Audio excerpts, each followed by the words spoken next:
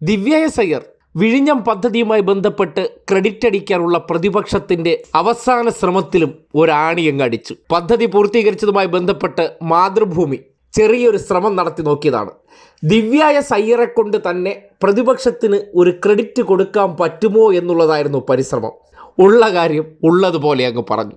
അങ്ങനെയല്ലേ ഏതൊരു വ്യക്തിക്കും പറയാൻ പറ്റുള്ളൂ.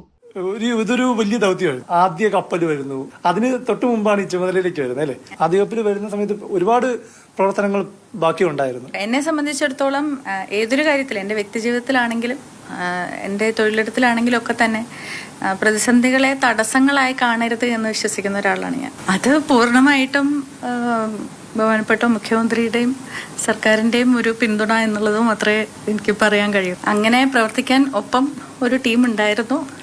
അത് ആ പ്രവർത്തനങ്ങൾ നടത്തുവാൻ, സമയബന്ധിതമായിട്ട് നടത്തുവാനുള്ള പൂർണ്ണമായിട്ടുള്ള പിന്തുണയും ഉണ്ടായിരുന്നു. വിഴിഞ്ഞത്തിന്റെ സുപ്രധാന സന്ദർഭത്തിൽ അതിൻ്റെ ചുമതല സർക്കാർ ഏൽപ്പിച്ച വ്യക്തിയാണ് ദിവ്യ. ആ ഏൽപ്പിച്ച ഉത്തരവാദിത്തം കൃത്യമായിട്ടും ഉത്തരവാദിത്തത്തോടുകൂടി അവർ പൂർത്തീകരിക്കുകയാണ്. ആ പ്രവൃത്തി ചെയ്യാൻ വേണ്ടി തനിക്ക് സകല പിന്തുണയും തന്നത് മുഖ്യമന്ത്രിയും സർക്കാരുമാണ്.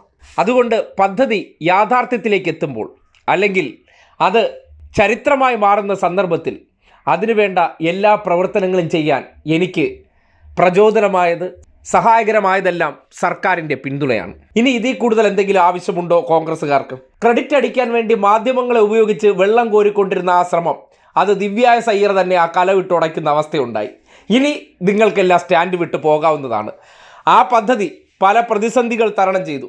പല സന്ദർഭത്തിൽ പ്രകൃതി ദുരന്തത്തിൻ്റെ പേരിൽ, കൊറോണയുടെ പേരിൽ, അങ്ങനെ പല കാരണങ്ങൾ കൊണ്ട് അത് വൈകുന്ന സാഹചര്യമുണ്ടായി. എന്നിട്ടും ഇച്ഛാശക്തി കൊണ്ട് അതിനെ പൂർത്തീകരിക്കാൻ വേണ്ടി ആ ദൗത്യം ദിവ്യ എസ് അയ്യറെ ഏൽപ്പിച്ചതിന് ശേഷം അവരുടെ കാര്യപ്രാപ്തി മനസ്സിലാക്കി അവർക്ക് വേണ്ട പിന്തുണയും പ്രചോദനവും സ്വാതന്ത്ര്യവും നൽകിയപ്പോൾ കാര്യങ്ങൾ വളരെ ത്വരിത വേഗത്തിൽ നടപ്പാക്കാൻ കഴിഞ്ഞു.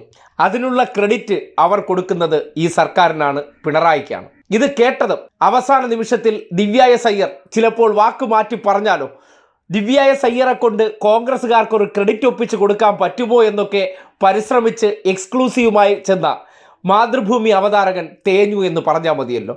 ഉള്ള കാര്യം ഉള്ളതുപോലെ ഏത് സന്ദർഭത്തിലും പറയും. അതുകൊണ്ട് കഴിഞ്ഞ 9 വർഷമായിട്ട് ഒരു തറക്കല്ലിട്ട് അധികാരത്തിൽ നിന്ന് പുറത്തു പോയവർ ഞങ്ങളാണ് വിഴിഞ്ഞം, ഉമ്മൻചാണ്ടിയാണ് വിഴിഞ്ഞം എന്നൊക്കെ പറയുന്നതിൽ കുഴപ്പമില്ല. പക്ഷേ അതിന് തൊട്ടു മുന്നോടിയായിട്ട് ഒരു VS സർക്കാർ ഉണ്ടായിരുന്നു. അന്ന് വിഴിഞ്ഞം പദ്ധതിയുമായി ബന്ധപ്പെട്ട് ചൈനീസ് കമ്പനി ഇതിൻ്റെ പദ്ധതി നടപ്പാക്കാൻ വന്ന സന്ദർഭത്തിൽ തുരങ്കം വെച്ച് പൊളിച്ചത് AK ആൻ്റണി ആയിരുന്നു എന്നുള്ള യാഥാർത്ഥ്യമൊക്കെ മറച്ചു വെച്ചുകൊണ്ട് ഞങ്ങൾ തറക്കല്ലിട്ടെ അദാനിയിലെ നിന്ന് കുറച്ച് വാങ്ങി പോക്കറ്റിലിട്ടെ എന്നുള്ള കാര്യം പറഞ്ഞുകൊണ്ട് ഇനി ആരും ഇതുവഴിക്ക് വരേണ്ടതില്ല.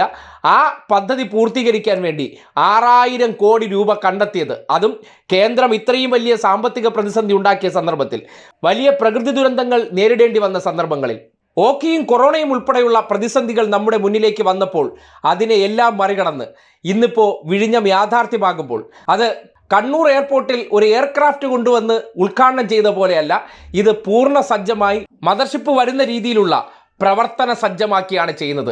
അല്ലാതെ കണ്ണിൽ പൊടിയിടുന്ന രീതിയിൽ ഉദ്ഘാടന മാമാങ്കം നടത്താൻ വേണ്ടിയല്ല, പ്രവർത്തന സജ്ജമായി അത് വർക്കിംഗ് കണ്ടീഷനാക്കി ഉദ്ഘാടനം ചെയ്യുന്ന ഉത്തരവാദിത്തമാണ് നിർവഹിച്ചിരിക്കുന്നത്. അത് തുറന്നു പറയാൻ ദിവ്യ എസ് അയ്യറിനും ഒരു മടിയില്ല എന്നുള്ളതാണ് യാഥാർത്ഥ്യം.